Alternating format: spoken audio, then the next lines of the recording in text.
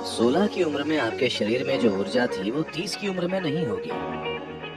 अगर आप बस अपने शरीर में निवेश करते हैं तो उम्र के साथ बिना ये जाने कि क्या हो रहा है आपको दूसरी चीजों में निवेश करना होगा, तब आप देखेंगे कि किसी भी उम्र में हो तब भी आप जीवंत और ऊर्जावान रह सकते हैं।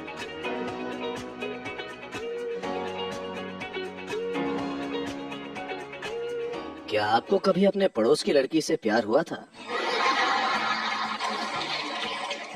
No. ठीक है। मान लो आप 16 साल के हैं और अगले घर में बहुत सुंदर लड़की है। क्या आपको उस पर फोकस करने की जरूरत है?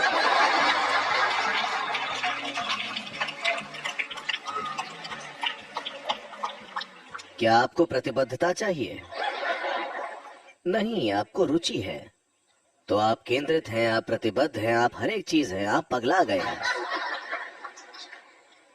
तो आपको इंटरेस्ट की जरूरत है। अगर किसी चीज में आपकी रुचि है तो आपका सब कुछ उस पर केंद्रित हो जाता है ना? वो जो कुछ भी हो। पर ज्यादातर लोग जीवन में रुचि लेना नहीं जानते जब तक कि वे हार्मोन से प्रेरित न हो। ये ऐसा है, ये एक विकास का मुद्दा है। देखिए,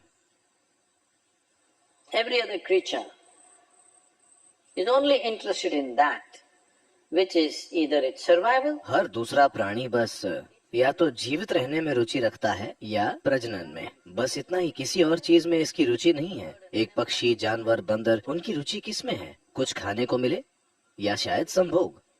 उसके अलावा उनकी कोई रुचि नहीं है, क्योंकि ये दो चीजें केमिकल या रसायन से प्रेरित है। भूख रसायन से प्रेरित है, हार्मोन रसायन प्रक्रिया है।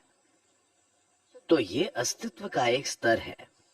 जानवरों का अस्तित्व उस तरह का है, आप उन्हें दोष नहीं दे सकते, वे वैसे ही हैं। पर आपके लिए एक विशेष विकास हुआ है। थोड़ा सा नहीं, ये कोई थोड़ा सा विकास नहीं है।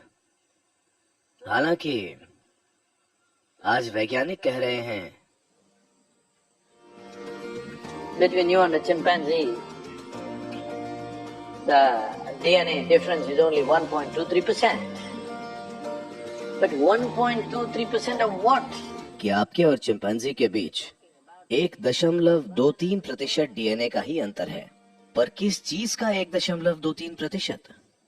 वे ये कह रहे हैं कि अमीबा से चिंपैंजी तक अगर 98.77% है तो आप 1.23% ज्यादा है।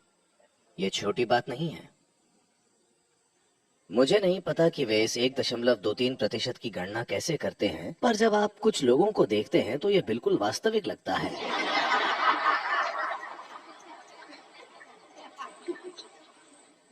पर जब आप कुछ और लोगों को देखते हैं, आपको विश्वास नहीं होता। आपको विश्वास नहीं होता कि मनुष्य कभी बंदर थे। हाँ? इसके बारे में बहुत बहस है कि ये इतना नहीं हो सकता। दोनों तरह से ये सही लगता है। जो भी हो, वैसे ये छोटा अंतर लगता है, पर ये एक बहुत बड़ा अंतर है। तो अगर आप अपने अंदर इस 1.23% को काम करने देते हैं तो आप देखेंगे कि आप जो चाहते हैं या नहीं चाहते हैं उसकी तरफ प्रेरित होने की वजह कोई केमिकल नहीं होगा। क्यों? हर आध्यात्मिक प्रक्रिया में, दुनिया में कहीं भी हो, एक चीज जो आम दिखती है, इसलिए नहीं कि हम खाने के खिलाफ हैं।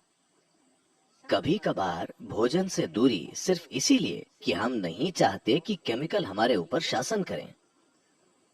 ब्रह्मचर्य हो या खाने से दूर रहना इसीलिए नहीं कि हम किसी चीज को नकारना चाहते हैं। हम बस उस श्रेणी में नहीं होना चाहते कि हम एक जानवर जैसे हो जाएं, कि हमारी हर चाह रसायन प्रेरित हो। We want what we want consciously. without the influence of our chemistry. हम जो चाहते हैं उसे जागरूकता से चाहें, न कि हमारे अंदर के रसायनों के प्रभाव से। इसीलिए महीने में कुछ खास दिनों में नहीं खाना। इसी के लिए और भी कई अभ्यास। मूल रूप से हम जानवरों की श्रेणी में नहीं आना चाहते, इसलिए नहीं कि जानवरों में कुछ बुरा है। ये बस एक पूरी तरह विवशता की और चक्रीय प्रक्रिया है। अब हम मुक्ति की बात कर रहे हैं। अगर आप एक चक्रीय प्रक्रिया में हैं, यानी गोल गोल चक्कर में घूम रहे हैं, तो किसी मुक्ति का कोई सवाल ही नहीं है, है ना? चक्कर एक जाल है, आया ना? क्या चक्कर एक जाल नहीं है?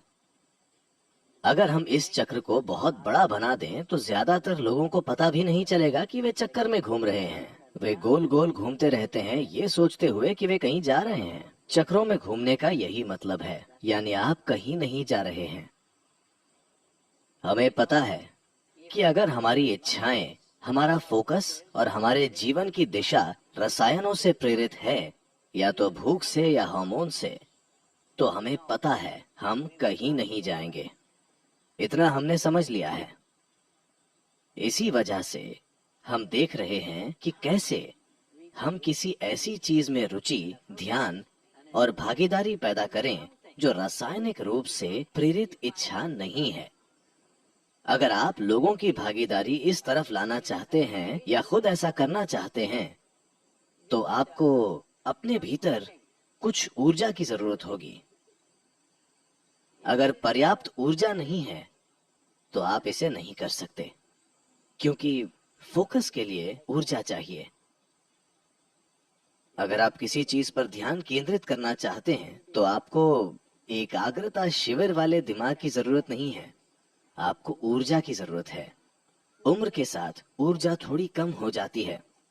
अगर आपकी पहचान सिर्फ शारीरिक रहती है तो 16 की उम्र में आपके शरीर में जो ऊर्जा थी वो 30 की उम्र में नहीं होगी।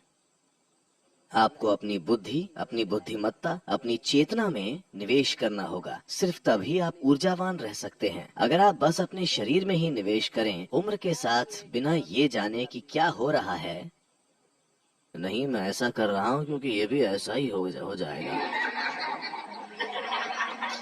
ये सब आपके साथ होगा। अगर आप दूसरे पहलुओं में निवेश न करें, अगर आप सिर्फ शरीर में निवेश करें, तो शारीरिक ऊर्जा कम होने के साथ आप देखेंगे कि आप अपना रूप और आकार खो देंगे और ऐसे बन जाएंगे। आपको दूसरे आयामों में निवेश करना होगा जिन्हें शारीरिक सहारे की जरूरत नहीं होती। तब आप देखेंगे आप किसी भी उम्र में हो तब भी जीवंत और ऊर्जावान रह सकते हैं, क्योंकि आपकी ऊर्जा शरीर की नहीं है।